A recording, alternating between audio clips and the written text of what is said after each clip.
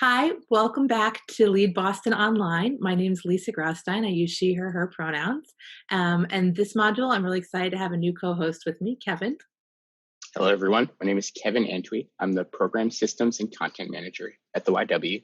I use he, him, his, and I'm excited to have this opportunity to talk to you all about trauma-informed practices in Module 5. Given that we're talking about trauma-informed practices, it will be important to note that the objectives for today will be to use trauma-informed practices in our communications and leaderships. The objectives will be to focus more on definition than future modules will be.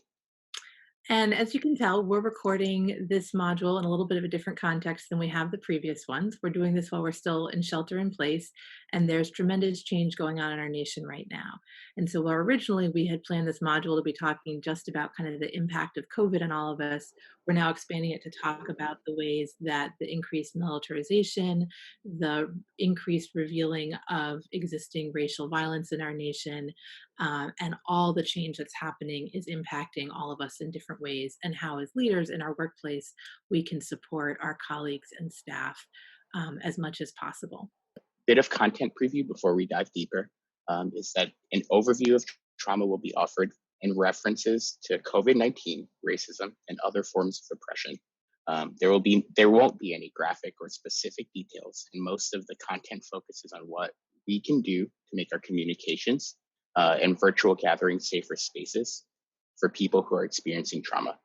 What trauma-informed practices will entail over the course of this module will be self-care, defining trauma, practices, not necessarily a substitute for healthcare, and trauma-informed practices. One thing to note is that neither of us are clinicians, and these are not mental health recommendations, but simply things to consider and hopefully potentially imbue in the practices and meeting spaces that we have moving forward. A lot of these practices are ones that I learned as a classroom teacher, and ways of making classrooms and other spaces safer for people. So just to reemphasize the point that Kevin made, that neither of us are mental health counselors or clinicians, and that everything we're offering here are general practices we use and never a substitute or a stand-in for actual mental health care. So we want to start with self-care, and again, self-care that all of us can do. And the first piece we want to recognize is our body. So I want to invite everyone watching this to just take a moment and maybe roll your shoulders a little bit, sit up a little bit straighter, notice wherever you're holding any tension in your body, and to take a deep breath. That particularly as we've been in shelter in place, those of us working from home tend to be much more limited in our physical activities. People who are still frontline workers, essential workers, are engaging in a lot more physical stress and just being in crowded spaces or out in the world, and that we carry so much in our bodies, and our culture doesn't always put a lot of attention to them. So to notice where and how our bodies are, to increase motion, to increase and pay attention to our breathing, little things that we can do in the moment anywhere that kind of help ground us in our bodies and care for ourselves. Obviously, emotional self-care is a huge part of our well-being. And in the workplace, it can often feel like there's not time or space to really have a lot of emotions, to experience our emotions. And we're living in a time where we are bombarded daily in the media with things that are deeply emotionally upsetting right now. And so throughout this video, we invite you to just notice your feelings, notice how they're moving in your body, to pause wherever you need to, and to acknowledge feelings. That a lot of times we often have to push feelings down or to the side to get through what we need to do. And at least for the next 20 minutes that you're here with us, to just be with your feelings however you need to be, and to pay attention to them as we move through. The third thing we invite you to think about around self-care is just what your capacity is right now. That we are in an overwhelming time, and so that diminishes what we can cognitively take in. This video is going to be available. You can pause at any point. If you need to stop partway through because you're done learning, that's fine. And as we will talk later on, being mindful of how much information any group of people that we're leading can take in at a given time. The fourth piece we invite you to consider is your space. That many of us are working from home right now in less than ideal conditions. I'm a parent. You can't see it, but I'm surrounded by Legos and comic books right now in my workspace. And so anything we can do on a daily basis to just create a little bit of space for ourselves, to do something to make our space a little bit more reassuring or comforting to us, is a way we can We can do some self-care. We want to mention expectations, that the expectations on many of us have increased dramatically and have changed fundamentally during shelter in place. Again, for those of us who are doing elder care or are parenting concurrent now with working with no childcare, many of us have lost income. We're being asked to shift to new platforms, new ways of being. Some of us are being asked to go back to work perhaps before we feel ready, that all the expectations are shifting. And so, one of the things we can do is be clear with ourselves about what expectations we hold. When I first went back to work after having my child, I remember saying to my boss, I'm going to do everything less well because I was so overwhelmed with having a newborn and working. And so we're in a moment where we need to be gentle with ourselves and be okay with maybe doing everything less well. And then the final thing we just want to mention about self care is pacing. That particularly with moving to a lot of online spaces, we're expected to do everything instantaneously. And we've lost those natural pause moments of, let me get up and get a cup of coffee in the office and stop by Kevin's cubicle and chat for a minute, and those informal interactions. And so, as we're all continuing to adjust, um, to what this time is holding for us and going forward, noticing how quickly we're moving, where we might need to slow down, where we feel a sense of urgency, but actually need to put some pauses in place for our own well being so that we can continue to respond to the things in front of us. So we invite you to actually to pause the video here for a moment, check in with yourself, maybe get a glass of water, do something to make your space nice, set your own expectations for what you're learning for these next few moments are, and just do anything else that is caring for yourself in an easy and gentle way.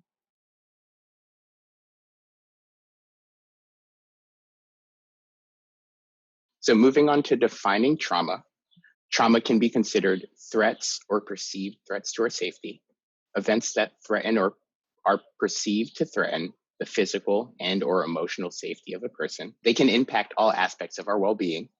Trauma can have lasting adverse impacts on one's cognition and mental functioning, physical, emotional, social, and spiritual well-being. Individuals experience trauma differently. So two people can have the same or similar experiences.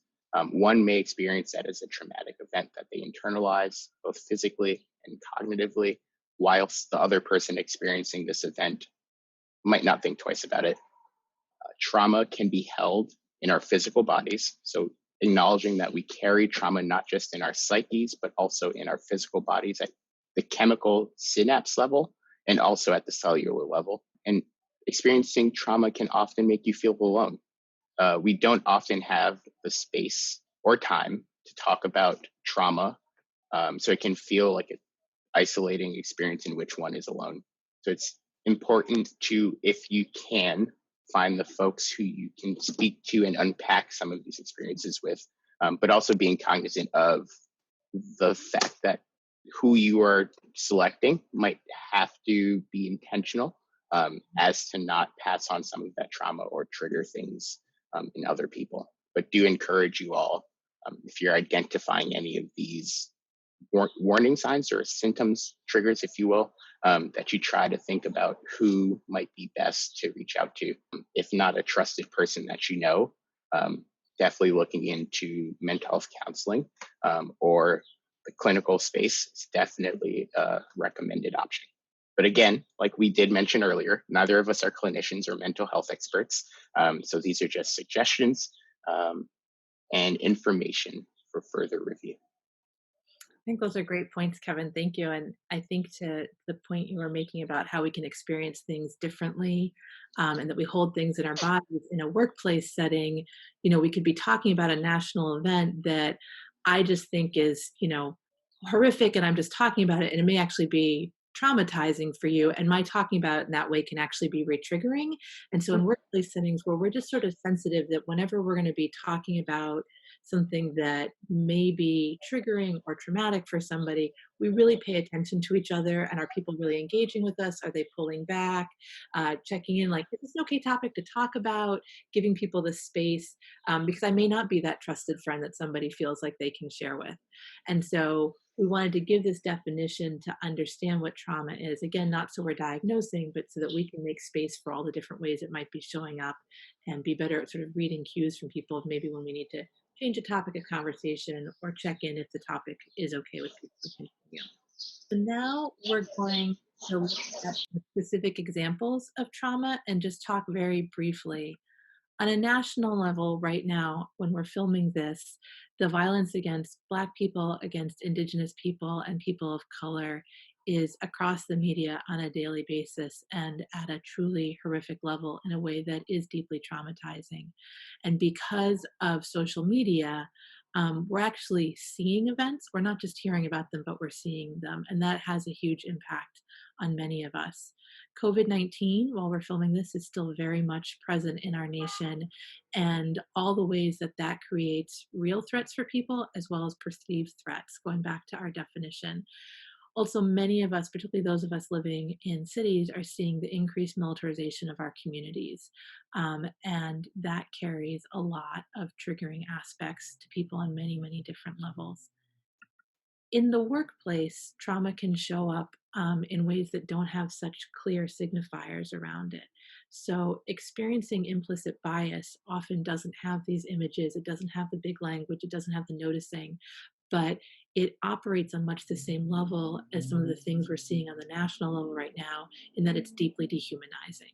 And if I'm being dehumanized by somebody, my safety is being threatened, and that can be a traumatizing event. Similar to implicit bias is the more explicit forms such as misgendering. So if someone is consistently not respecting my gender expression and the pronouns I've asked them to use, that's another form of dehumanization and can also communicate that there's a lack of safety for me in that space and be a form of trauma. And then identity based double standards that many of us in the workplace face can be another way that we experience trauma. And a single event here may not be the trauma, it might be the collective impact of not being seen, of having to work twice as hard, of being rejected for promotions and advancements opportunities, and being continually seen as less than can have a cumulative. The trauma can be a singular event, and it can be the cumulative effect of multiple smaller events over time that let us know we're not safe, we're not seen, we're not valued, and we can't count on a level of security that others can. These are just a few examples. Obviously, there's many, many more, and each of us carry our own collections of experiences. But we just wanted to highlight that it's not just the big things that we often see in the media, but it can also be these smaller little things in the workplace, regularly over time, can add up and have that impact. So what are we offering here given the information that we provided? We're offering practices that work to make communication and the virtual meeting space less triggering and more supportive for people who are experiencing trauma. We're not providing, like we've mentioned before, skills for mental health counseling, but are not encouraging work dynamics that ask personal information and are not providing clinical training. These are simply practices that are positive supports for any inclusive workspace, whether or not there is a pandemic happening in our world today. These are things that can both ground moving forward how we can create spaces that allow folks to show up with their full authentic selves, but also supporting folks in experiences that might, like Lisa said, bring about feelings of dehumanization and being invisible. So again, to reiterate, these are practices for work and not mental health counseling. Hopefully these practices, when implemented and practiced, can create a safer and healthier space for everyone, even when trauma is not present. As leaders, we have a responsibility to create a workplace culture that supports mental health care and provides the resources and time staff need to access mental health care and counseling. So now we're going to take a little bit of time to talk about some of the specific ways that trauma shows up, and again, what we can do in a non-clinical setting in our workplaces. So trauma is often unpredictable and creates realities we don't expect. And so in response, we can be predictable, we can be consistent, and we can preview what we're going to do. So we can take the surprise element out of things and we can create spaces that are reliable for people. That means that what we say we're going to do, we then actually do it. That we keep schedules and information sharing consistent, so there's not surprises for people. That we are clear about what will happen in a given call or a meeting. So again, people know what to expect. And then if we're going to talk about difficult topics, we give a content warning or say that we're about to share difficult news. So, for example, in the context of COVID, we might say something like, for the next 10 minutes, we're going to hear some updates from members of our team who are sick. That lets people know the space that we're entering might be different than talking about the budget sheet or the team meeting or the calendaring item, that it might have some more emotional weight. We're giving people a sense of how much time is there so they know that if that is challenging for them, how much time they need to stay in that space. Similarly, if we're talking about local or national events in terms of racialized violence that's happening, protests, we might say we're going to take 15 minutes at the end of our meeting for people to share what they're seeing in their neighborhoods and how we as an organization might respond. So it's marking the space, it's being clear about what we're doing, and it's letting people know what's coming. You saw at the beginning of this module, Kevin did a content preview so that even though we were talking about trauma, we wanted to be clear the things we might mention that might be triggering for people and also let people know we weren't going to be sharing graphic information. If we were, we would have previewed that so that people can make their own choices about how they approach and engage with this video. One important thing to note as well is that trauma slows our cognitive processes, makes us more forgetful, and sends us into fight, flight, or freeze mode, impacting our physical bodies. So, what we can do to sidestep that is we can repeat and highlight core information and encourage self care. You can do so by keeping communication short and concise, minimize visual clutter and add space to written communications, provide review of reasoning and rationale behind decisions, and schedule movement and time for self-care into daily work plans. I think one thing that folks are experiencing right now as we've transitioned to being not so proximate, being in front of the computer a lot. I think we all might be Zoom professionals at this point, and thus scheduling some time for folks to get up and move and do what they need to do, whether it's getting water or having a physical or bio break, definitely supports folks in managing everything that's coming our way nowadays, especially given that trauma and some of the stuff we're experiencing current events wise can provide a deluge of information. Not necessarily that's always welcomed or helpful.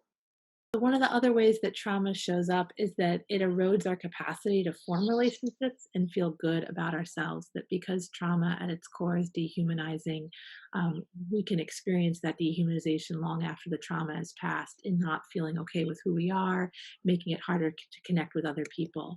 And so, one of the things that we can do in a workplace setting, whether or not we are working with or ourselves have experienced trauma, is we can be affirming, we can express care, and we can build community. Those are always good practices in any team, irrespective of the circumstances.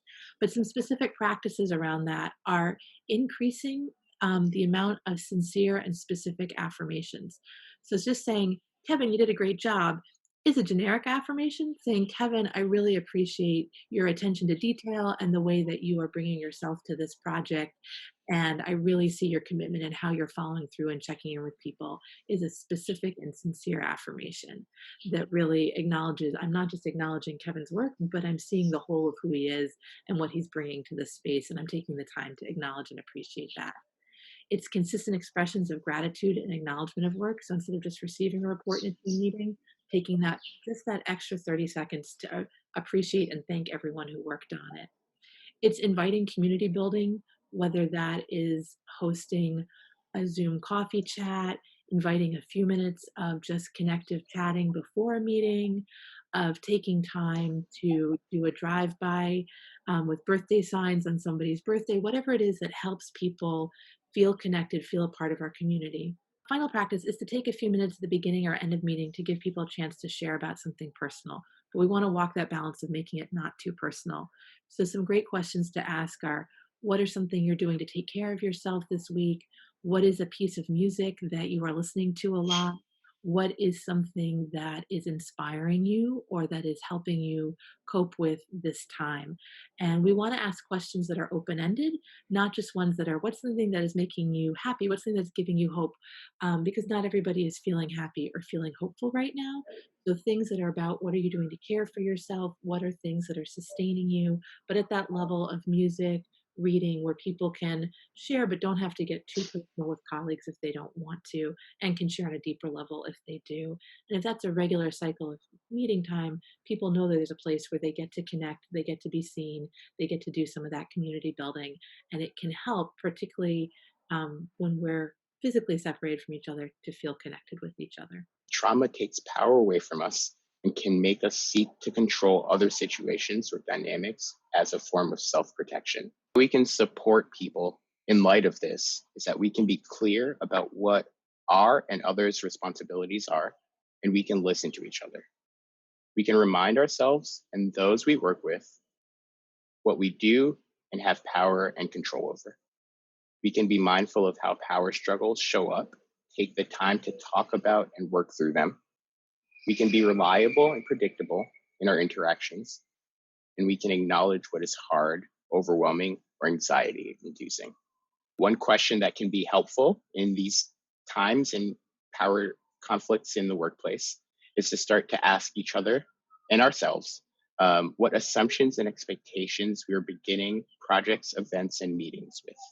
Surfacing those unspoken assumptions without judgment often helps to reveal the source of conflict or power disagreements, and provides a tool for clarifying and realigning expectations. So trauma is hard, it's confusing, and it often causes us to act in ways we would not normally act and may later feel some shame about. I know for myself, I have acted some ways I'm really not proud of, that when I can look back, realize it's connected to some traumas that I've experienced. And so, something we can always do with each other is we can hold clear boundaries. We can be gentle with each other and with our disappointment, and we can offer each other grace. So we always can work to be more clear about what is and isn't okay with us, right? And that's the constant work of being clear about what our own boundaries are. And because trauma is a violation of boundaries, that can be particularly hard for those of us who have survived different kinds of trauma. But it's really important. The clearer I am about my boundaries with my coworkers, the easier it is for them to work with me. We can remind ourselves and each other that very few of us are at our best right now. There are so many things that are overwhelming, that are threatening, that are disorienting. I was in a team meeting yesterday where a major miscommunication came to light, and everyone's like, "Oh my gosh, I'm so sorry." And I said, "You know what? We're all doing our best. It's okay. We don't have to apologize, and let's keep moving as if this is not a big deal." And it just took the anxiety out of the space to acknowledge we'd all been a part of the miscommunication. We'd caught it in time, and instead of spending lots of time feeling bad about it, we could just acknowledge we were doing the best we could. We were used to working in person. We're working across 6 different states virtually now. It's not ideal. We can lower our expectations to be realistic to what is possible. As I noted earlier, many of us have additional caregiving responsibilities right now in addition to work, which means some things are going to happen less well. My house is a mess. Cleaned up this little Zoom section, but I am lowering my expectations for myself at this time. And we can ask and expect different behaviors from ourselves and each other while also affirming the inherent value of each person. And what that means is, in that boundary setting, we get to say, "This thing you did was not okay. And I'm telling you because I care about our relationship and I know you and I both want to make this work." And that's where we get to redirect the behavior, but affirm the person. That so often in our culture, if I say you did this wrong, it's taken as you are wrong. And because of heightened anxiety, because of the way that trauma can show up for us, because there is a lot of talk now about the correct ways to show up, the correct ways to speak, what needs to be right, we can have additional shame around those things. And so, whenever we're doing that redirection, particularly with colleagues and people we supervise, to be really explicit about what in the behavior needs to be different, but that we're doing that because we value the person, we have faith in the person, and we see the person as a whole person, and that all of us are learning and making mistakes at this time. And so, walking that balance between setting boundaries and recorrecting things and affirming people and reminding each other what we do value about each other. As we near the end of this video, um, we would love to encourage you to take some time and space to reflect on the following 3 questions. So, how do you notice the impacts of trauma showing up for you? Of the suggestions for practices offered here, which have felt the most affirming or supportive for you? And lastly, what are the innate skills that you bring to supporting yourself and others during challenging times?